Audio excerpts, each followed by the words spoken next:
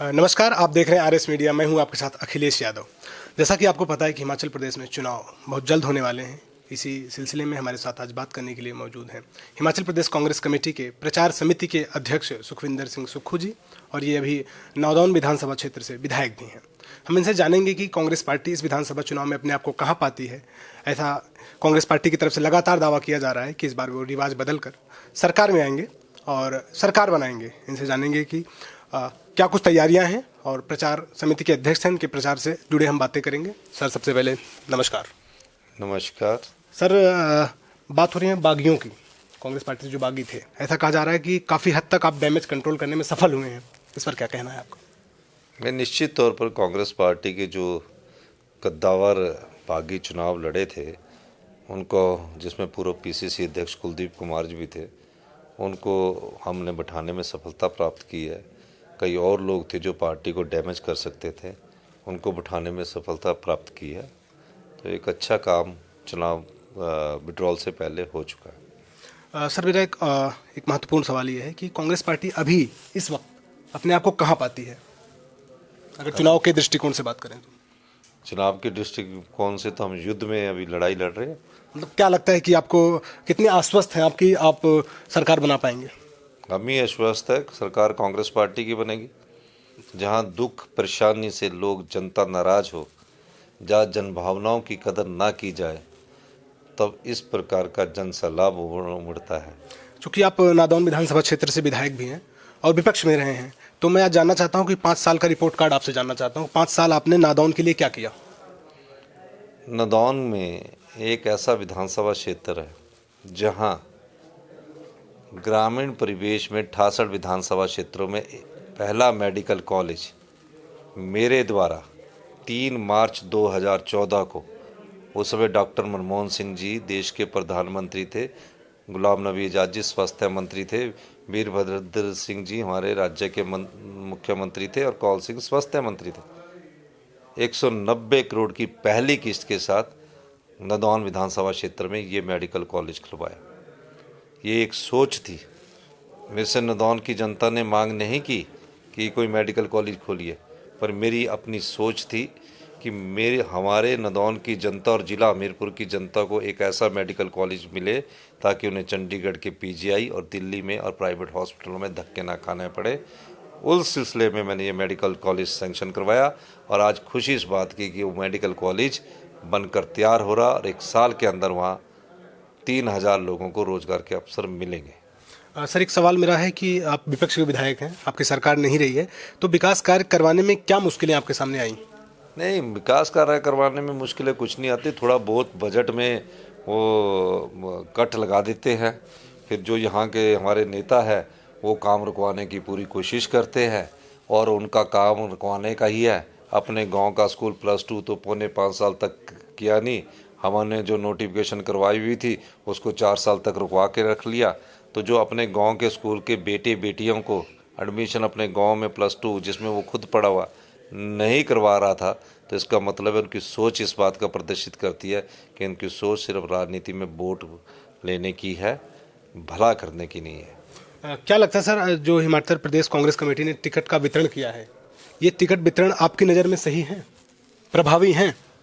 अब जो बीत गया सो बीत गया, अब वर्तमान की बात और भविष्य की करें तो अच्छा है। सर, एक सवाल मेरा ये है कि इस बार नादौन की जनता आपसे क्या उम्मीद रख के आपको फिर से विधायक बनाएगी? क्या आपके मुद्दे क्या होंगे? आप जीतने के बाद क्या कुछ नादौन की जनता को देने वाले हैं?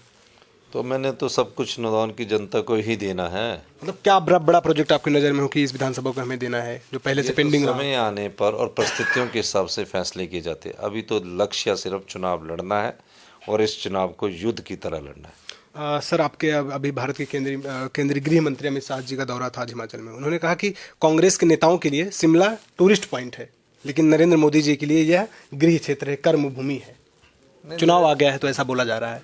लेकिन नरेंद्र मोदी जी हमेशा अक्सर कहते थे कि हिमाचल मेरा दूसरा घर कहते हैं जी, लेकिन हिमाचल की 71 लाख जनता पर 80,000 करोड़ रुपए का कर चढ़ा हुआ। अच्छा होता देश के प्रधानमंत्री हिमाचल को, जिसको दूसरा घर कहते हैं, अगर कुछ स्पेशल ग्रांट कर्ज को कम करने के लिए दे जाते तो हिमाचल के लोगों का भी उत्थान होता और हिमाचल सरकार का कर्जा भी कम होता। सर, मुख्यमंत्री जयराम ठाकुर जी का अभी जल्दी में वीडियो आया था एक, उन्होंने जबकि ओपीएस एक बहुत बड़ा मुद्दा बन के सामने आ रहा है हिमाचल प्रदेश में, उन्होंने कहा कि अगर विधायकों को अगर सरकारी कर्मचारियों को पेंशन चाहिए तो वो विधायक का विधानसभा का चुनाव लड़ें, विधायक बन के आए, उनको पेंशन मिलेगी। इस बयान पे क्या कहना है आपका? मेरा ये कहना है कि पेंशन सरकारी कर्मचारियों को सामाजिक सुरक्षा का बहुत बड़ी ज़रूरत है, क्योंकि जब बुढ़ापा आता है तो उनको पता लगना चाहिए कि मुझे एक अश्योर्ड इनकम होनी चाहिए, हर महीने मुझे इतने पैसे मिलने चाहिए। उनके स्वाभिमान की बात है, उसको स्वीकार करना चाहिए सरकार को। अब तो चुनावों के 10 दिन बाद पहले बोल रहे कि हम इसको कर रहे हैं, हम इसको नहीं कर रहे हैं। इस दृष्टिकोण से अगर वो ऐसी बात करते हैं तो मेरा ये मानना है कि जनता मन बना चुकी है, सरकारी कर्मचारी तो मन बना ही चुके हैं, लेकिन युवा बेरोजगार को रोजगार नहीं मिला, वो भी मन बना चुके हैं। आपने एक बात कही है, तो जो आपकी 10 गारंटियां हैं, ये गारंटियां कितनी प्रभावी होंगी जनता की? 10 गारंटियां नहीं है, 10 हमारा कर्तव्य है। जब हमने लिख दिया और कह दिया कि जो महिला 18 साल से ऊपर की होगी, एक परिवार में अगर 3 महिलाएं भी होगी तो प्रत्येक परिवार की महिला को 1500 रुपया मासिक पेंशन दी जाएगी, और जब तक उसके शरीर में अंतिम सांस है तब तक उसको पेंशन दी जाएगी। ये कांग्रेस पार्टी की पहली गारंटी योजना है। और जो सरकारी कर्मचारी है उनको पेंशन दी जाएगी, ये दूसरी गारंटी योजना है। तीसरी 300 यूनिट बिजली मुफ्त जाएगी, ये तीसरी गारंटी योजना है। चौथी हम मिल्क गारंटी योजना लेके आए कि 10 किलो गाय का और 10 किलो भैंस का दूध, 10 किलो से ज़्यादा नहीं, हम 80 रुपये और 100 रुपये किलो के हिसाब से खरीदेंगे, ताकि ग्रामीण अर्थव्यवस्था मजबूत हो। और जो पशु गोबर करते हैं उसको भी 2 रुपये किलो के हिसाब से खरीदेंगे। 60,000 सरकारी नौकरियों जो जयराम सरकार के समय खाली पड़ी है उनको भरा जाएगा। 4 लाख निजी नौकरियों में रोजगार के अवसर प्रदान किए जाएंगे। 680 करोड़ रुपए का युवाओं को बिना ब्याज के लोन मिलेगा।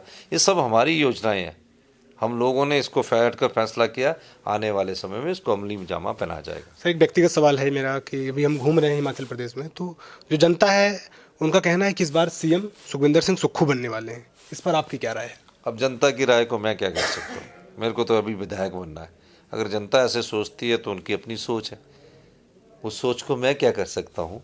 पर मुझे तो अभी नदौन की जनता का विश्वास जीतना है, और नदौन की जनता के विश्वास के बाद अगली रणनीति उसके बाद तय करनी है। बहुत बहुत धन्यवाद सर, आपने अपना अमूल्य समय हमें दिया, अपने व्यस्ततम समय में से निकाल कर हमें समय दिया, इसके लिए हम आपके आभारी हैं। धन्यवाद। हमारे साथ बात करने के लिए मौजूद थे हिमाचल प्रदेश कांग्रेस कमेटी के प्रचार समिति के अध्यक्ष सुखविंदर सिंह सुक्खू जी। इनसे हमने चुनाव संबंधी बातें की। कैमरामैन कृष्णा के साथ मैं अखिलेश यादव, आरएस मीडिया।